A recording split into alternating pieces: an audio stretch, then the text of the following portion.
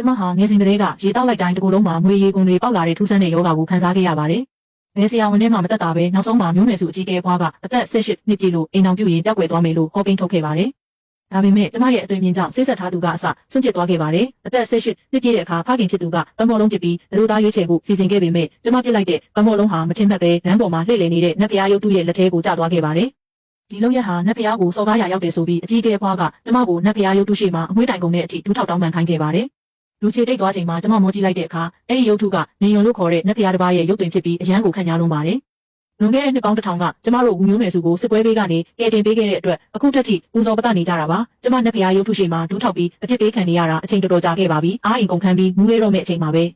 အနောက်ကနေအမျိုးသားတစ်ယောက်ရဲ့ရေတံကိုကြားလိုက်ရတယ်။သူကကျမကိုကြည့်ပြီးတုံးလိုက်တာ။မင်းနာမည်ကဘလို့ခေါ်လဲဘာလို့ဒီလောက်ရုပ်ဆိုးနေရတာလဲလို့စနောက်လာပါတယ်။ကျမလည်းစိတ်တူတူနဲ့ရှင်ကကျမကိုရုပ်ဆိုးတယ်လို့ပြောနေမှာတော့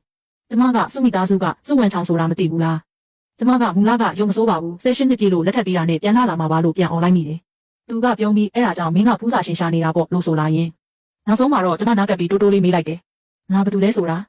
မင်းတကယ်ပဲမသိဘူးလားတဲ့။ထိုအချိန်မှာပဲသူမနဲ့ဆစ်ဆက်ထားသူကုအန်းရောက်လာပါတယ်။ကုအန်းကသူမအဖြစ်ပေးခံရတာကိုလာကြည့်ပေးတာဖြစ်ပြီးစောင့်ကြောင်ထိုင်ကမုတ်ကျွေးဖို့စူးစမ်းပါတယ်။ဒါပေမဲ့ဝန်ကျင်ကအမွှေးတိုင်ကုန်မှသွားရမှာဖြစ်လို့ညင်းပယ်လိုက်တယ်လို့စောစောကအမျိုးသားအကြောင်းမေးတဲ့အခါမှာလဲကုအန်းကဘသူ့ကိုမှမမြင်မိဘူးလို့ဇဝေဇဝါနဲ့ပြန်ဖြေခဲ့ပါတယ်။နောက်တစ်ချိန်ကုအန်းကမုံကျွေးဖို့ထက်စူးစမ်းစင်မှာပဲသူ့လက်ကိုတခုခုကရိုက်ပုတ်လိုက်တယ်လို့တုံခါသွားပြီးငုတ်တွေကျန်းပြင်ပေါ်လိမ့်ကျသွားပါတယ်